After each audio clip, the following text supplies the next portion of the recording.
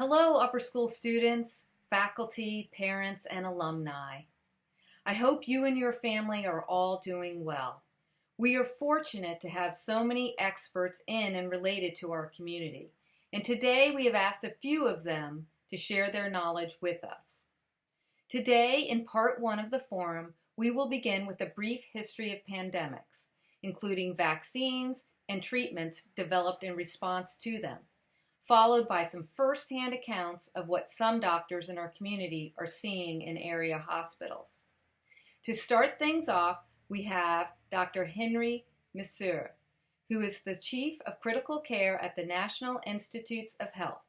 He is a friend of upper school advisor David Pivorato and was gracious enough to take time out of his day to share his knowledge on pandemics. I'm pleased to kick off this symposium on COVID-19. Let me tell you a little bit about who I am. I'm Henry Messer. I've been the Chief of Critical Care at NIH for a long time. And what we do at NIH is we have a research hospital that does bone marrow transplants, cancer, HIV, AIDS. We have an intensive care unit. But one of our reasons for having patients there is to develop new understanding of disease, new diagnosis, and new therapy.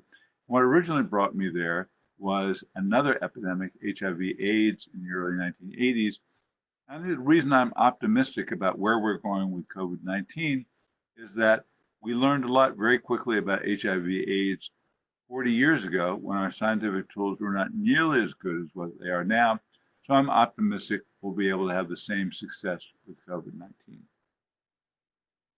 COVID-19, as you all know, is a coronavirus, and we've known about coronaviruses for many, many decades. This is one of the causes of a common cold. The cause of the disease is almost never serious, although it's frequent. But something has happened to this virus as it's combined with a virus probably from another animal. And this virus, this coronavirus, has become more transmissible, easier to transmit from person to person, and much more lethal. This is a terrible combination when the virus is both lethal and transmissible, and that's what we're dealing with in 2020. We talk about outbreaks, epidemics, and pandemics. Let's focus a little bit on what we're talking about. When we're talking about an outbreak or an epidemic, the question is, how many cases are there? This is a graph that shows you that whatever you call this COVID-19, you see a graph that's going from almost no cases to 2 million cases worldwide in a few months. You know that you have a serious situation on your hands. This is really an epidemic or a pandemic, and that this is something which occurs really across continents, as we'll see. But we've dealt with epidemics, maybe not pandemics, really since the beginning of time. In the 6th century AD, the plague of Justinian was bubonic plague.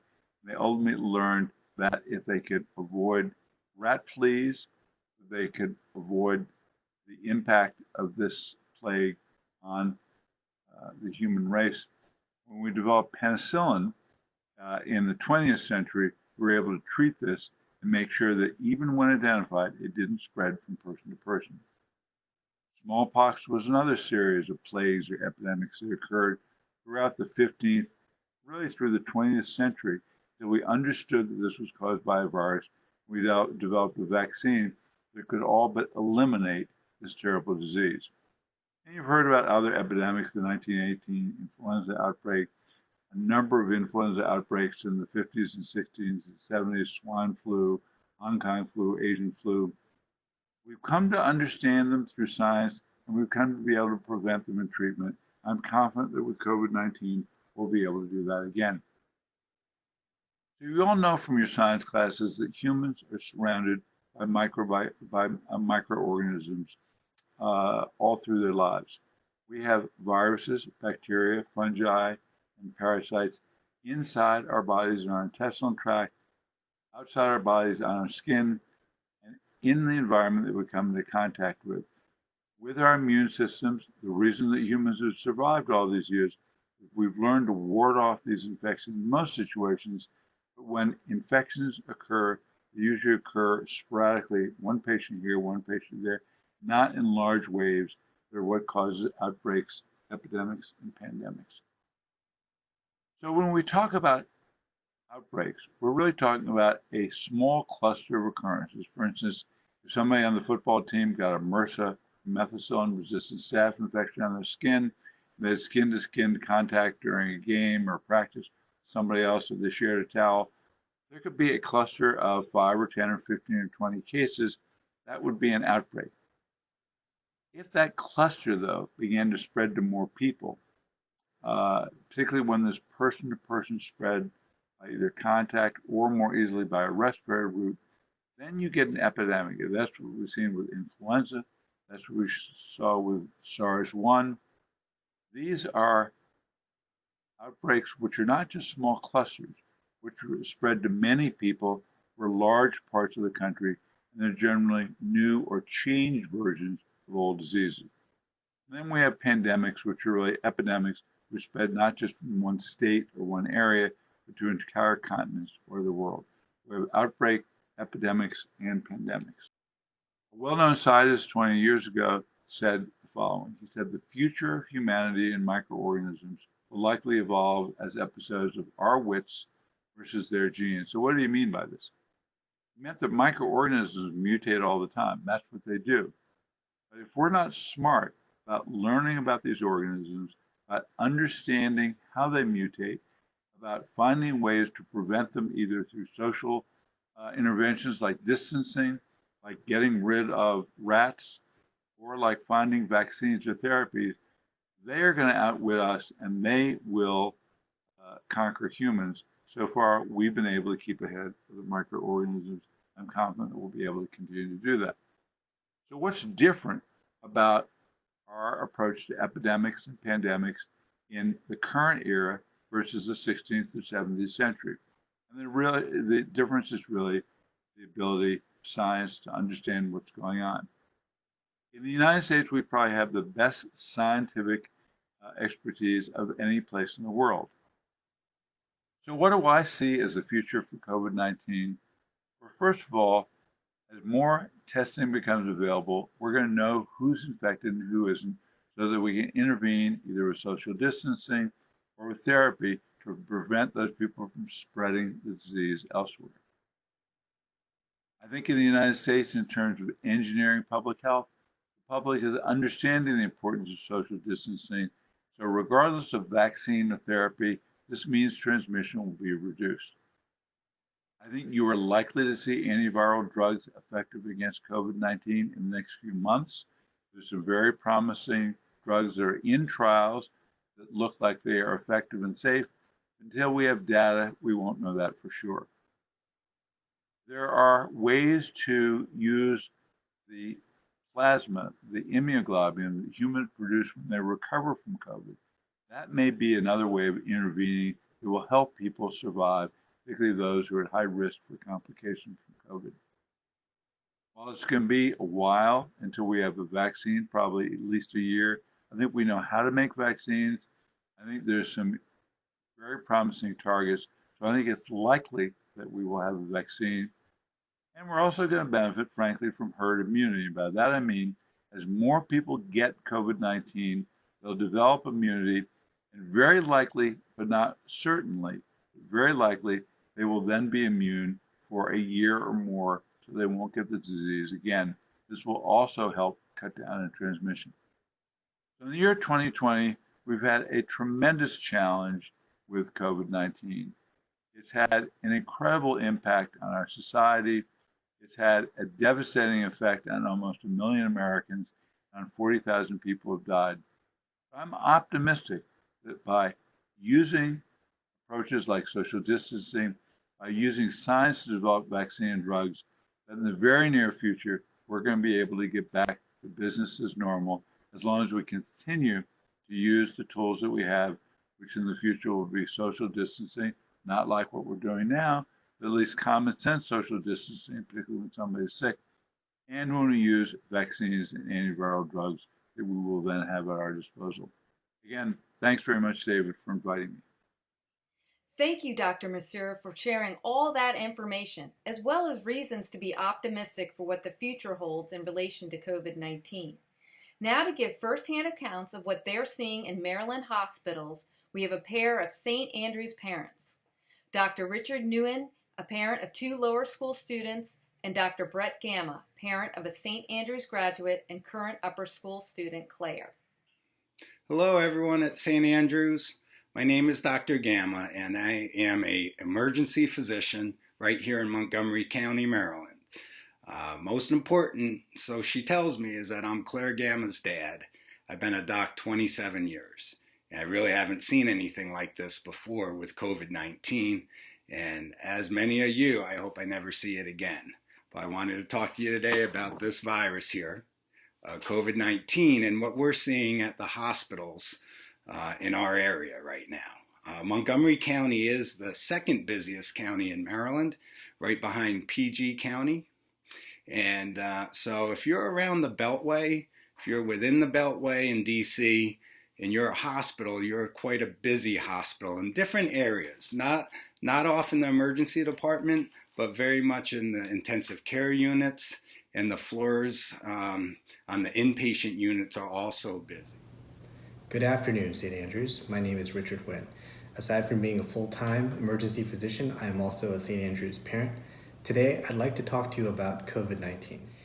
COVID-19 is manifested by patients with symptoms from infection from SARS-CoV-2, and symptoms can be very mild to a runny nose, a little bit of congestion, to very severe pulmonary infections, pneumonia, and even organ dysfunction, and yes, even death. The way that COVID-19 has presented is somewhat very different than other viruses, for example, such as the flu or other colds in the past. COVID-19 has the ability to kind of sneak up on people, and you can be asymptomatic during the first week of infection, usually. So what that means is you may be infected with the SARS-CoV-2 virus, or we'll say coronavirus for short, and you may not even know it, especially young people like yourselves. So we call you guys asymptomatic carriers. And basically, unfortunately, not knowing this, you can spread this to other people. And if those other people are older or have pre-existing health conditions such as heart or lung problems especially, they can then get a serious infection and develop full-blown severe COVID-19. The way that COVID-19 also is different is that because it has a longer incubation phase of basically a period of being asymptomatic, it's harder for us and epidemiologists to track it. Because by the time someone has symptoms, they may have contracted it a week or two ago from other people that we didn't even know had it. So it's very hard to pinpoint, as opposed to other viruses where you get sick very quickly, you know it's happening, you can isolate them very quickly, you quarantine them, and you can control before the virus gets out and becomes an epidemic. So the way that COVID-19 has unfortunately spread is because it initially starts very, very mild and kind of bypasses our detection. On top of that, right now, we don't have very good available tests to detect COVID-19. At least we didn't early on. And as more tests become more available, epidemiological numbers will kind of reflect a little bit more of an accurate representation of what's going on. And on top of that, what is also different about this particular virus is we do not have any vaccines. Unlike the flu, for example, where we have vaccines to help control and create immunity in the community, we do not have any immunity to novel coronavirus 19. And that's why it is so dangerous. A lot of questions also surround the fact that COVID-19 is much, much milder in children or even young adults. And we believe that that's because of the native immune system of young people being a lot more robust in many senses and vigorous in eliminating SARS-CoV-2 before it becomes severe. So what happens is when you get infected with SARS-CoV-2 or coronavirus, it can start out as runny nose, cough, and congestion, and we consider that upper airway disease, kind of your oropharynx, your nose, even your throat. As it can sometimes get worse, when it goes into the lungs, it affects the air sacs or the alveoli. And what happens then is your body says, what's going on here? We got some problems here. and it releases its own immune defense against the virus. But that immune defense, you may hear this term cytokine storm, is basically the body's way of fighting an infection, but sometimes that fighting can get out of hand and we actually get more inflammation and damage to the lungs from our own body trying to fight coronavirus or COVID-19. We believe that in young people, this is actually not as often seen because that the infection is actually controlled more in the early phase due to a better immune system, thankfully. And on that note, people that are more likely to suffer from severe COVID-19, again, anyone over the age of 65, nursing home or long-term care patients, patients with diabetes, pre-existing heart or lung disease, or what we call states of immunocompromisation, such as being on chemotherapy or HIV or having end-stage or kidney or liver disease. Those kind of things put you at higher risk. There is good news, okay? Of the people I'm seeing in the emergency room, 80% or so do great. I send them home. They have mild to moderate disease. We check certain things like oxygen levels and some blood work and what we call vital signs or pulse and blood pressure. And there's certain criteria that we get to send people home, and over 80% of the time, people are sent home to recover in their own house where they do better mostly. And these people are doing great. They recover on their own. They are given warning symptoms that if something happens, they need to come back.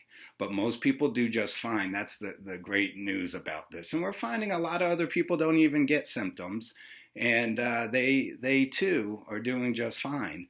The bad news is about 20% of the people do get admitted to the hospital, and 5% end up going to the intensive care unit. These are the sickest of the people.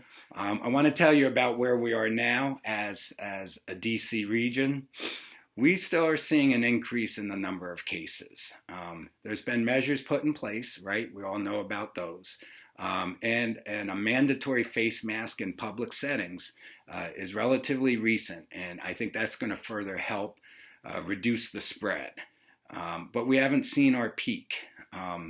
We're still waiting for a surge that we feel may be coming in the DC region when we hit that peak. But we are flattening the curve. And like I said, many of the emergency rooms are not terribly busy. Some are.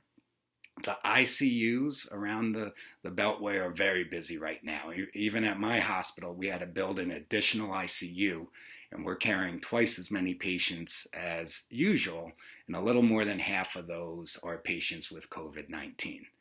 The rest of the units in the hospital are moderate. They're not terribly busy at our hospital, but they are busier in some of the other hospitals in our area. So I just want you to have an idea about that. I am sad to say I do think we're going to see another wave of disease. I'm hopeful that we're going to see a reduction this summer. We're eventually going to come out of this for a period of time and see a low number of cases. We expect, we're not sure, but we expect to see another rise in number of cases, typically in the fall and winter months when people are back inside close together again. And that's when viruses typically spread. And this will happen until we have good immunity in most of the people in the population. And, people build antibodies up to viruses. And that's true of COVID-19 also. So when people have been sick, or the people who don't have symptoms but were exposed, they develop antibodies. And we're figuring out, does that mean they won't get the disease again?